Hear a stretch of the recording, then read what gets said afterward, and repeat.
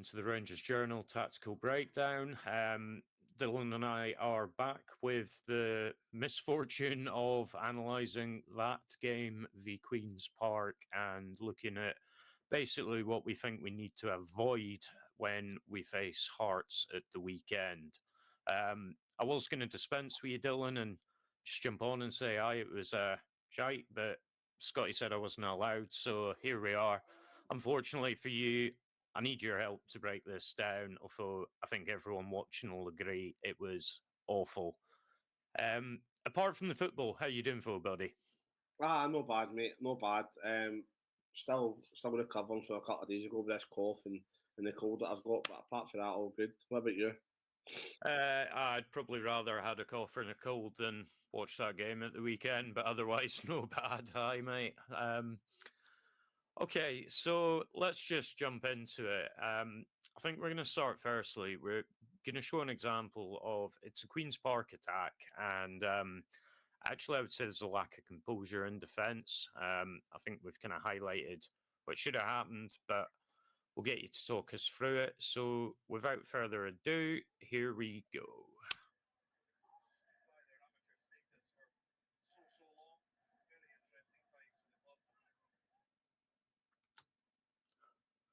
So I've paused it here, Dylan. There's a couple of things, obviously, that we talked about highlighting. So obviously we've got huge space that Haji's in and a potential pass to him. Talk us through what happens instead and why you think that was the wrong decision and why we should have utilised Haji.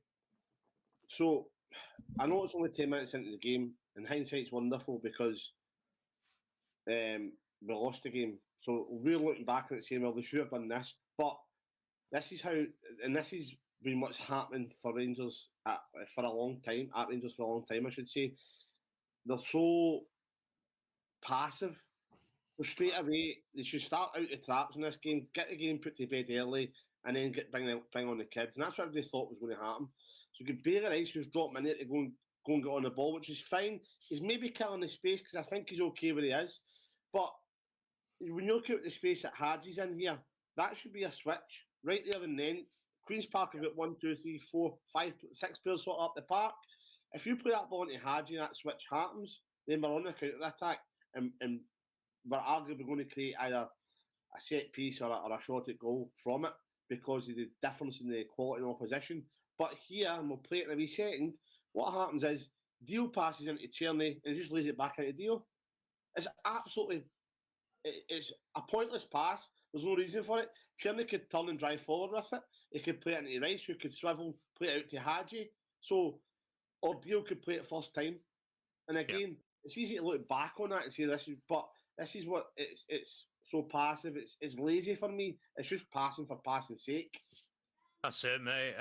I think the only thing you're forgetting is obviously these pointless wee passes means that Big Phil can go to his press conference and say about how many passes they'd had and how important that was. But no, I fully take your point. You can see Haji's in acres of space. I think we've only been doing these a short while, but I think that's the biggest section of pitch I've ever marked off as a space for a player. I know. And what also happens here, Dave, is the ball ends up going back into Fernandes, who's his debut, first starting debut, and you'll see that in a wee second, and he makes a massive melee, and that just puts us right under pressure from a position where there's no pressure on the ball here. There's arguably 3-4 choices of passes, and we make the wrong decisions, and it puts us under pressure. And we'll see that when we continue this wee clip here. That's it. We'll let it roll then, and we'll let everyone see what we're talking about. So here comes the little wall pass layoff, and then back to Fernandes. So we've stopped it there. And again, we've highlighted Fernandes here, who's still hanging back. Also, I think it's the Queen's Park striker, is it Zach Rudden? He's anticipating this pass already. Now, again, for me, there's Bajrami's your 10, right? He should be dropping into that gap between there, demanding the ball, and then spraying it out to Haji. So, again, Haji's still in acres of space, but why are we passing it backwards here? That's what I didn't understand. I mean, that looks potentially the most dangerous pass of the lot, to be honest.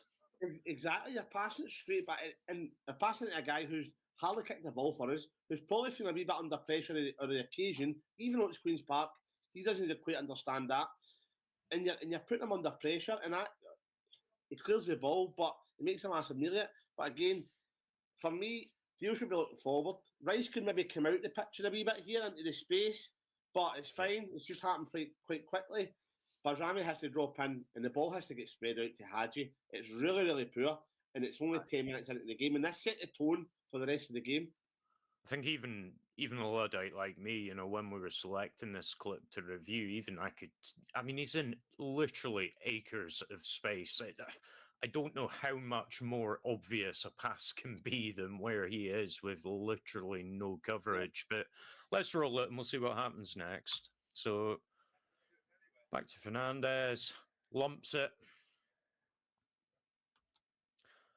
So you've got the solid red line there, obviously shows where the ball has gone. When we talked through it, there's a far more obvious and probably safer pass that he could have made. So tell us about that. I just think, even though he's a young lad and it's his first start, I think he has to be a wee bit stronger there, a wee bit more composed, I would say. Either go and take a touch forward and use the attacker's momentum against him and just drive past him like Suter would do, or try and clear the ball up the park to Bajrami, who again's in, he's got a man on him, but the space in front of him, if he does take a bad touch, is enough there that he should recover it. But he sort of scuffs it into no man's land, and Jeffrey has to come up and win the ball. This is where the transition happens, where we've now got control of the ball, because Jesse does pretty well here, takes a touch, goes by a player, and then we'll highlight the next part of the problem again, which... I was going to say exactly that just before we move on. I think Jeff Day does do very well, actually, to retrieve that ball. Just shame about what happens next, but let's show that. If that defender wins the ball there, he's in. Or he's got a 1v1 against Proper. So it's a... From dear man to having the ball, we shouldn't be in this position. No, totally. So let's keep it rolling.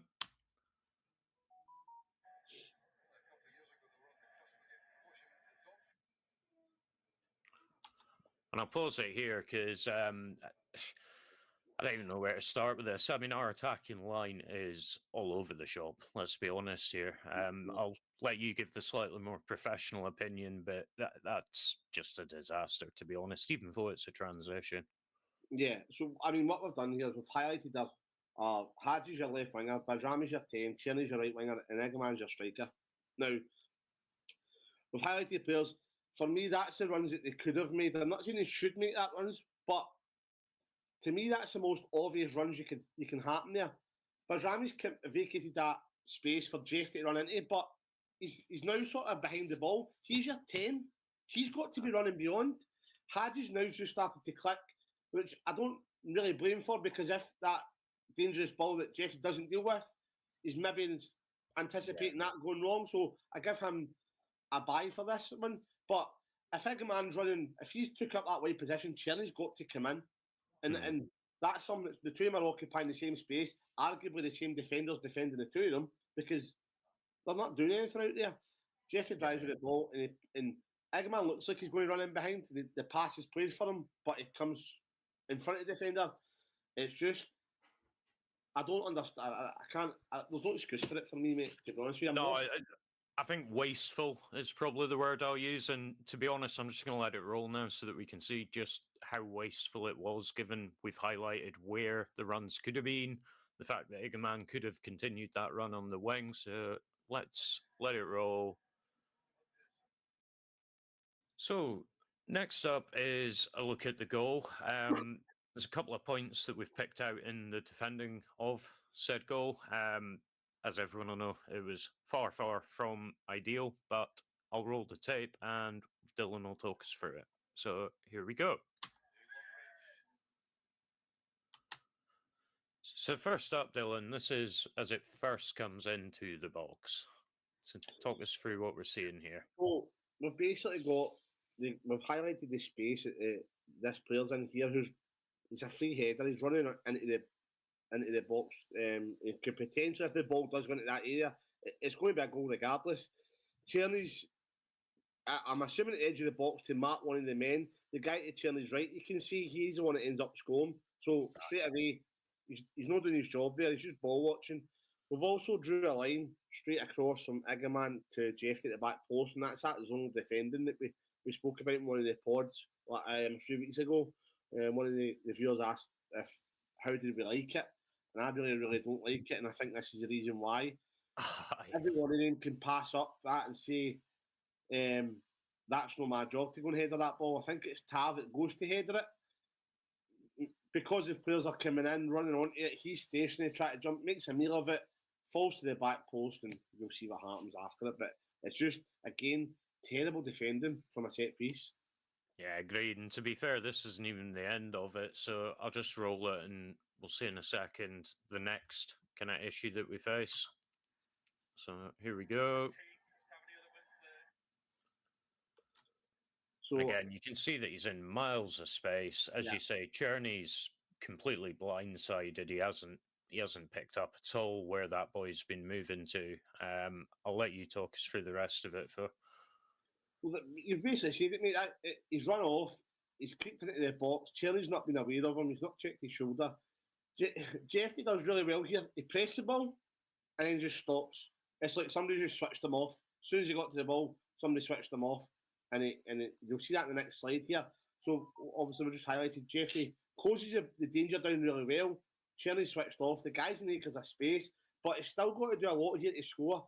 Considering the bodies and the goal that they've got, he shouldn't be scoring for here. And then we'll see what happens.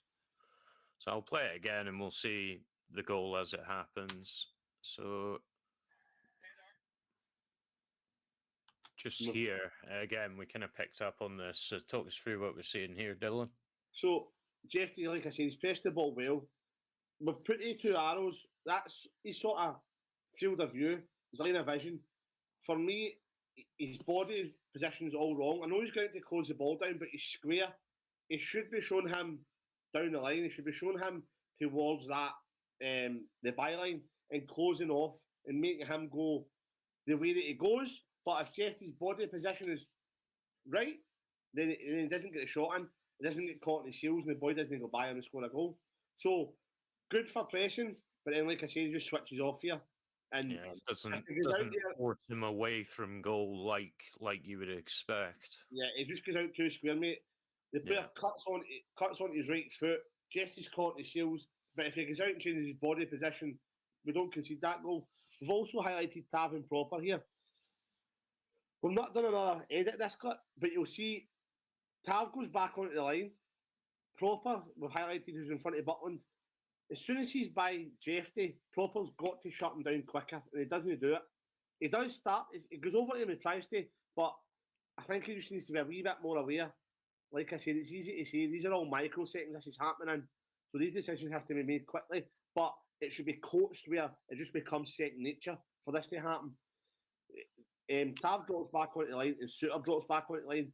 It goes through the three of them, Butland, Suter and Tav. Not one of them can clear it, and the three of them are on the line. It's pathetic. Yeah. So I'll play it on from here and we'll see exactly what you've just described. So here we go.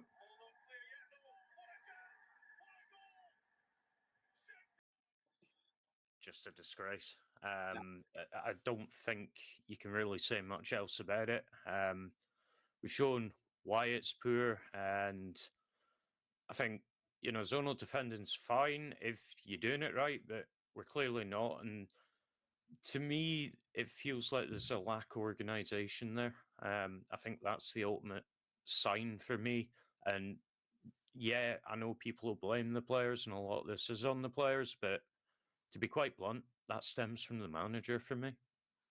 I mean, absolutely. I mean, we're going to touch on, we'll get to it, about, we showed it even in the first clip, when Deal plays the ball back to put us under more pressure, Jeff in the transition, that should then be like a say it's a 5v4 in the favour of Queen's Park, but we should be practicing that in training. Imagine a full week at training leading up to this game, and then the guys went on a team bond into London. I mean, and then they turned up and treated it like a training game. It's pathetic. He should have had them in, and again, that's one of the problems. I think we get, not many of us as fans, but they get applauded for micro achievements. because he got to the last 8, which is very good, well done. But what, you get to go to London and have a piss up? No, for me, it should be like, well done, but you're still 13 points behind. We're still going for the trophy. Let's get back in and get training and work harder. And That's again, it. that's on the manager for me, and it's and I think what's really interesting is we all used to slaughter Gio for playing safe with his horseshoe. Now, okay, maybe it's not a horseshoe anymore, but it's still that just kind of safe and then blast it. It's not, they're not looking for that progressive pass to try and get it forward. And to be honest, it's something that we've done really well in Europe. But I mean, you see it there. Like you said, you give them a piss up. Aye, great. That's their end result. Well, I hope they're not going for any more piss ups this season, because that is just unacceptable for a Rangers team or manager for me. 100%. Right, here we go.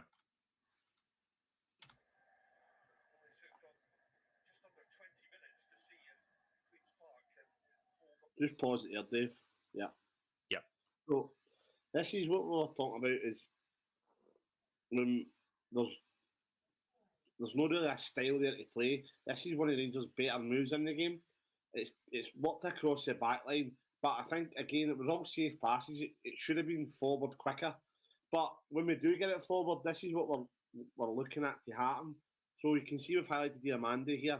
He's running in behind, and that's your centre mid, because Tierney's dropped so deep to go on the ball. So that's a good thing. That's what should be happening. Raskins then took up a good position as well, because he's ahead of the recovering defenders there.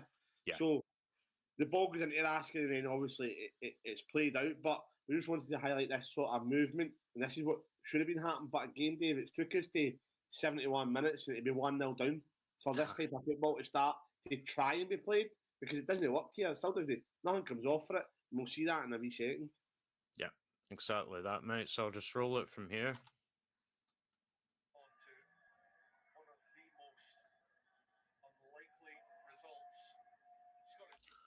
I just wanted to pick up on that run from Dio that we highlighted. So basically, he makes a really good run, I would say. Nobody's looking for that progressive pass in behind. And that's now resulted in him having to pull back and sit in front of the defensive line again. Exactly. So I'll just roll it again from here.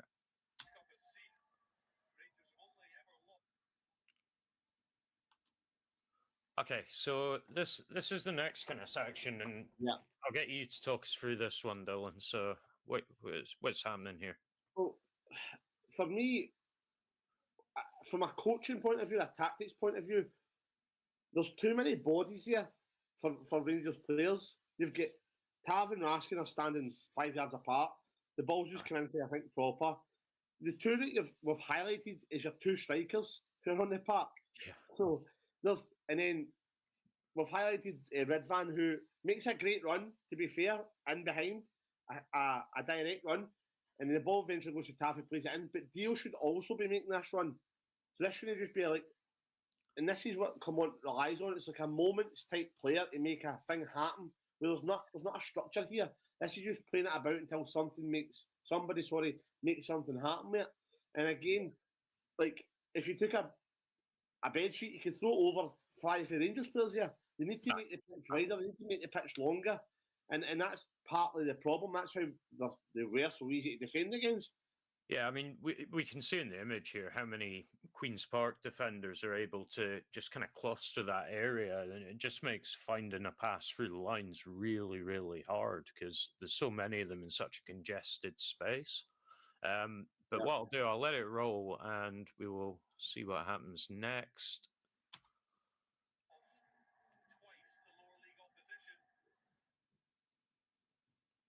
So I'm just going to pause it there again.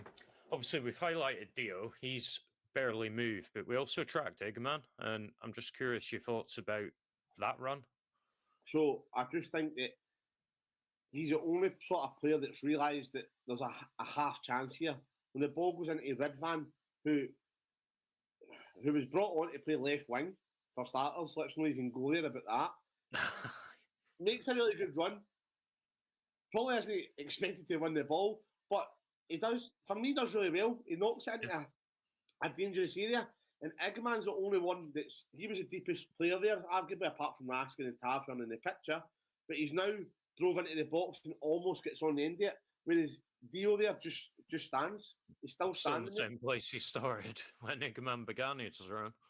I mean, so it's a good move, but it's something that should be happening every time we attack. But again, nothing comes from it, and it's because your strikers are dropping deep into the space, killing the space to get on the ball to make things happen. That should be Raskin and Dio in there, as opposed to having to come deep, and they should be playing on the shoulders, and your wingers should be wide, giving you width, and stretching their back 4 or 5 all over the place. Yeah, I think we showed in that previous clip that, both strikers, Igman and Dessers, were quite far back. And I just think here, for me, if Igman had started 10 yards further forward when he began that run, he's actually at the point where he's at least contesting this rather than giving their keeper a fairly easy claim.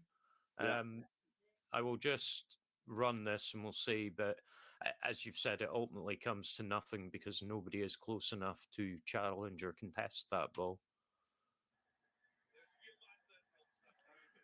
And I think just there you saw how close it was. I think for me, again, as I said, that couple of yards would have made a massive difference for Eggman to get in there and really put their keeper under pressure. And what we touched on before was when you had Raskin and Tav standing 5 yards apart and proper 5 yards behind them. Raskin can take up Eggman's space and Tav can patrol that. The two don't need to be there. Or Proper can go and step into that and be that, especially against Queen's Park at home. I think that's a frustration. It's not like you're sitting playing Barcelona there and you're worried about what they hit you in the counter attack. You're playing Queen's Park at home. The rather ironic thing is we'd have probably put up more a fight against Barcelona than we would Queen's Park. No, that's true. I know, you're right. You're absolutely right, mate. So I think lastly what we'll do is we'll just show which I think really sums up the entire game. Poor quality, poor positional sense, and generally playing into the hands of the opposition. So from this one, we can see actually immediately that there's potential options on. Fun fact, he doesn't take any of these options. So, Dylan, just talk us through kind of why these would be better and how that would have helped us transition a bit better. So, again, it's a sense of urgency. It's the second half, 52 minutes. You've not scored a goal. You're not really in control of possession, but it's not your pep on their goal. Jeffy here just has to get the ball, make a decision, throw it into Raskin or throw it into Eggman. Eggman's the more dangerous option, but it's higher up the park, so it breaks that line of press of the players who are standing right next to Jeffy. So he'll get the ball under, and we've highlighted here Tav, Dio and Cherny. Again, I don't know why Cherny's not giving you width here, because it's not like Tav's out there behind him, but he's come in there. If the ball goes into Eggman, it just pops into Dio first time for me, and then we break. The safer option is for Raskin, who's in acres of space. His body position is good. He's right-footed. So the ball comes into him. He controls it, opens up his body, and it's out to Tav or it's into Dio. And again, you break that first press. What happens here is he shies it back to Proper, and then the full Queen's Park team just move up the park, and the press is on. So I don't understand. It's just, again, it's a lack of urgency, decision-making, communication, because I'm not demanding the ball. They know that it's going to go back to Proper because that's a safe option, and that's what happened too many times in this game. That's it. And again, I mean, we touched on it before. I think this is symptomatic of a lack of coaching, to be quite blunt. I know some people have a view on that, but for me, this is exactly the kind of stuff that they should have been working on the training ground rather than heading to London for a jolly. But I'll let this roll, and we'll see what happens next.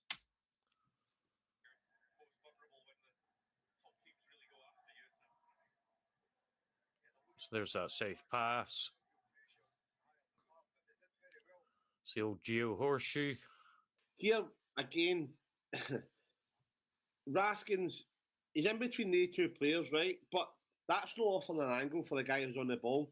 Now, I give him a bit of a buy because it should be Dio that's now coming short into that space to offer himself up for the ball. Yeah. But again, it's a safe pass. Now, I get it's Fernandez, but we do this quite a lot. Even if it was Suter when he came on later on the game, it was the same pass he played. That ball should be getting fired into Diamandi. who's a £4.5 million player, with a Queen's Park player on his heels, he should be able to control that ball into Raskin and then Raskin out to Hadji. It's a simple pattern of play, but again, it's safe option.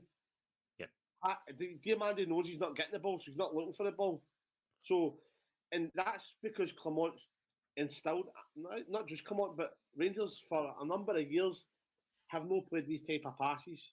And that, we'll play when they're 2-0 up, but that's the problem. To go and break these low blocks down, everything has to be one touch, it has to be quicker, and it has to be braver. That's it. And I think another interesting thing is, he's playing it out to the right back there. You mentioned it, the midfield, you've got 4.5 million signing there. You've got Raskin, who supposedly we picked up for 1.5, 2, but was quite highly rated at the time. There was a contract situation. And yet we almost seem to ignore them or bypass them half the time. Yeah. So I'll play it on from here and we'll see what happens. So there's the pass up the wing.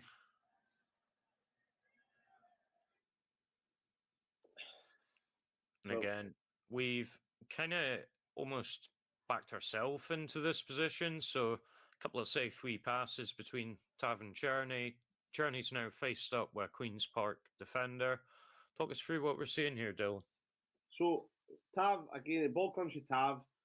Because Dio's so far away from him at this point, and Raskin hasn't come over for Tav, the only option is either to go back away or to go to Czerny. He goes to Czerny. I don't mind the 1-2 round a player, that's fine to break the press, but see if you just had to rewind it, Dave, a second, if you can. Yeah. Right, stop it there. Yep. So, right now, Czerny's got loads of space, Tav's on the run. Yep, so the pass, he's got a number of options here. He decides to let the defender come back in, cut back on his good foot, and then he puts himself under pressure. Now, he actually gets out it pretty well, but again, that's why we highlighted the next wee stage. So play the next wee bit, mate. So Tav's made the run. The ball should be up the line to Tav. Yep. That's where it's got to go. It's got to go. It plays into Dio, and then we move through here. That's an incredibly poor pass. I don't care how much he cost. Again, Dio's hands up in space, asking for the ball. Czerny cuts back to give him it, but I think we could have done it quicker with using Tav or just Czerny driving with it and creating that 2v1 there. But Dio misplaces a pass, poor quality. Here, Rangers look as if they're close enough to the ball to go and press and win it back, but there's no intensity about it. It's just, if we get there and win it, we will. And you can see Tav here's ahead of Czerny. Czerny's running up towards the player. There's nobody at right back. And we'll play it for here. You can see the line, where the ball's going, that's the guy I've highlighted. And that's his line that he's going to play as a lower league opposition. That's what they're going to do. They're going to play hoofball.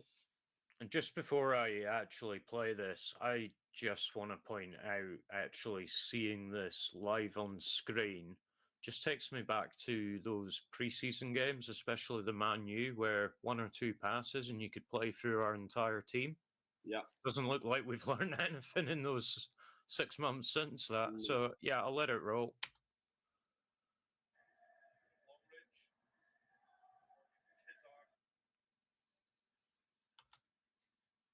So again, we've highlighted Fernandez here. Yeah, he's had to go in there and win the ball, right? Because they've all basically they're playing with 2 strikers. So he's nipped in and won the ball. But again, he's won the ball with no quality on it and no. Mm-hmm. And I'm not bashing the lad because it's his first game, but it sounds like a but it's just wee things that I've picked up. Can he take a touch there and maybe cushion it back into Tav? But it just goes in, streaming in first time and clears it back to him, and you'll see what happens next. Doesn't get himself back in quick enough. He needs to get goal side here. So for me, I would suggest as soon as he's made that contact, knowing that it's not really under control and he doesn't know where it's going to end up, he should be looking to recover to get goal side of this striker here. Do you agree with that? 100%, mate. Like we said, though, it is microseconds, but you can see he actually still continues 2 or 3 yards up the park. It should just win the ball, and then if it does come straight back, get yourself back in, at least put this man off here, at least be shoulder to shoulder with him. But if it's a wee bit lost, again, it's understandable, he's young, and a wee bit caught ball watching here. But again, I'm expecting Proper to do better. Because if this is a high quality opposition you're playing, it's a goal. They're through 1-1 with Butland. 100%. That's an easy layoff for someone higher quality opposition, but I'll let it play so that the guys can see what happens next. Oh. It's really poor defending, and it part of it is our fault, and part of it's like the players' individual errors, and part of it's how we're set up to go and play. I mean, it was so easy there to go, and a couple of times where Cherny gets that ball, just go and drive forward with it, play Tavin, but it cuts back, lets the player get goal side. Then we need to try and break the press again, and it's just, and then Dio plays a no-look pass, and it's comical. Some of it. Yeah, well, if it wasn't our team, I'd agree. But I think what bothers me is Clement touched on this early in the season, and he said, the players need time. They'll get to know each other. You'll start to see patterns of play emerge. I don't think you see enough of it, not domestically. And I think for me, you mentioned it before. It's almost like he relies on moments from players. You've got Igman, fantastic talent. Okay, probably had quite an off day, I would suggest, against Queen's Park. But, overall, fantastic talent. He creates moments. Everyone gets all giddy because, we got a couple of goals. Great. But where's that coached kind of style and passages of play that you would expect to see by now? In Europe, why he does so well is because he doesn't face two banks of four, doesn't face a low block.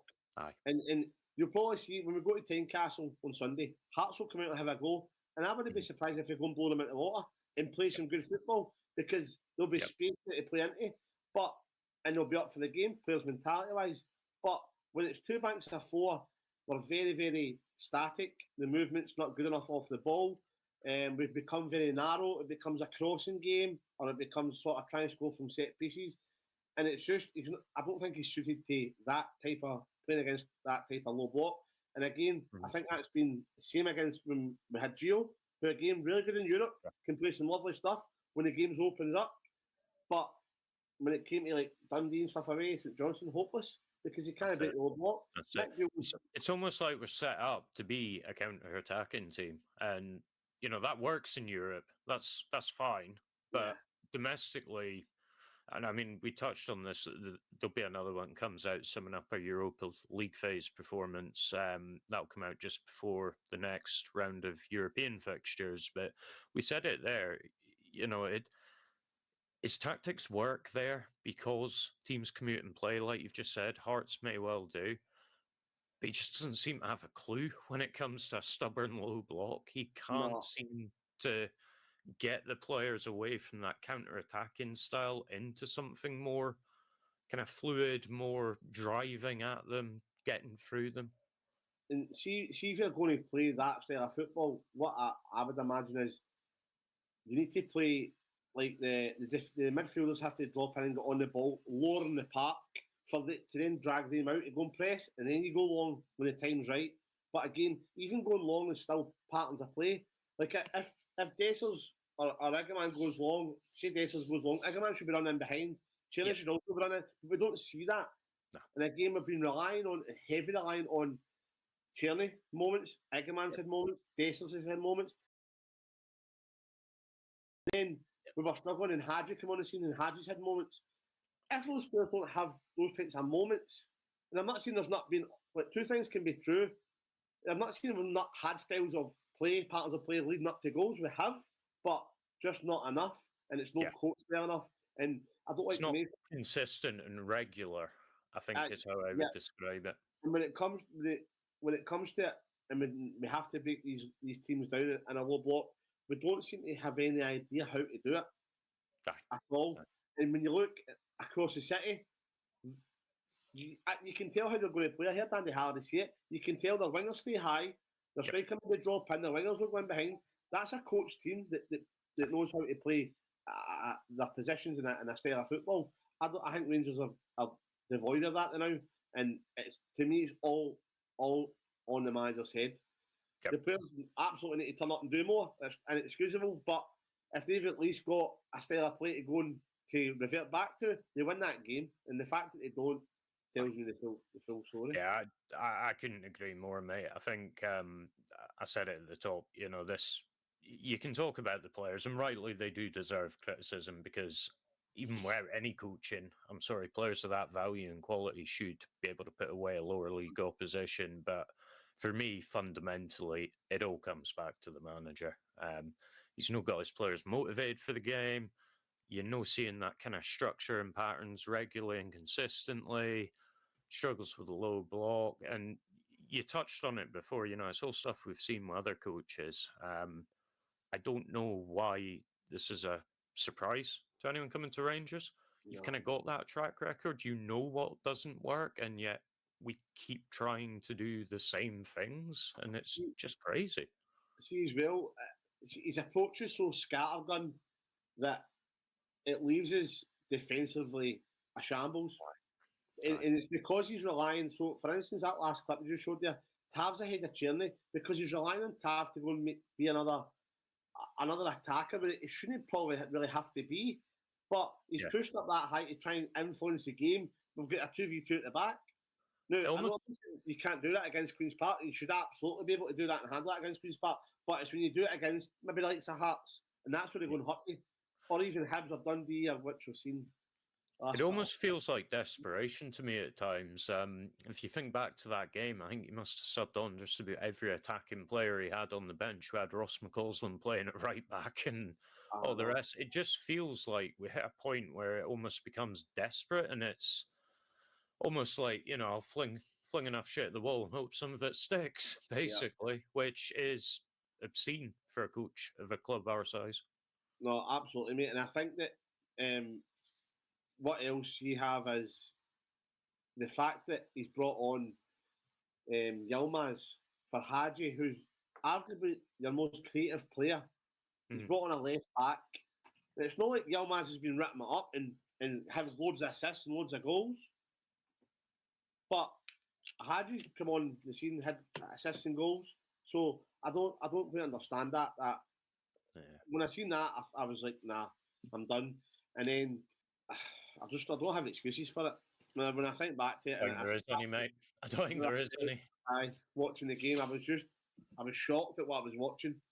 Yeah. Look, do you know what? We could probably sit here all night venting about how bad that was, and you know, various other performances of a similar vein. I think we've both pretty firmly agreed that vast majority of it sits with the coach. I think he has to change these tactics, or you know, I get at the minute the board are resisting, but there will come a point where the pressure will get too much and they just can't resist. So I think we've shown very clearly what he needs to avoid. We've shown where we went wrong. The guy gets paid enough money; he should be able to fix this.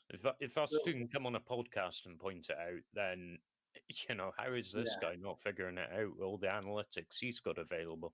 No, you're 100% right, mate. And I just don't know. Like, obviously the season done domestically, so a lot of folk, and I was one of them. When that happened, I was like, get him out. But part of me is like, what's the point? What's the point now in paying the money off to sack him when you can wait 6 months, pay a lesser fee and sack him? Because you're not going to win it, right? Let's be honest. So you're really not playing for anything. So does it matter who's in charge at this moment in time? I'll actually disagree with you. Yes, I think it does matter. And the reason I think it matters, you're right, we're not going to win anything. We know that. We're out the Scottish Cup, League Cup, we lost in the final. League is done. I mean, it's not done mathematically, but it's done.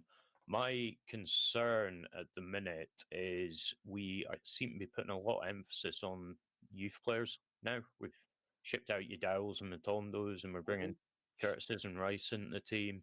I'm not sure what 6 months under his tutelage does to their development long term. From that point of view, you might be right. But again, I think if you bring in a caretaker or you're paying someone else to come in for this 6 months, I just don't see that. And I listen, Clermont for me could go on to win the Europa League, and Aye. I'm 100% still sacking him in the summer. Yeah. Because he can't beat Queen's Park at home. Aye. I don't care how you can do And this Europa has been our League. problem for years, mate, is we've done well in Europe, right? We've boosted Yeah. the coefficient, but we don't get the job done domestically. So that mob across the city then get Champions League qualifications. They're Yeah. coining it in off the back of our European success while we're losing to Queen's Park at home.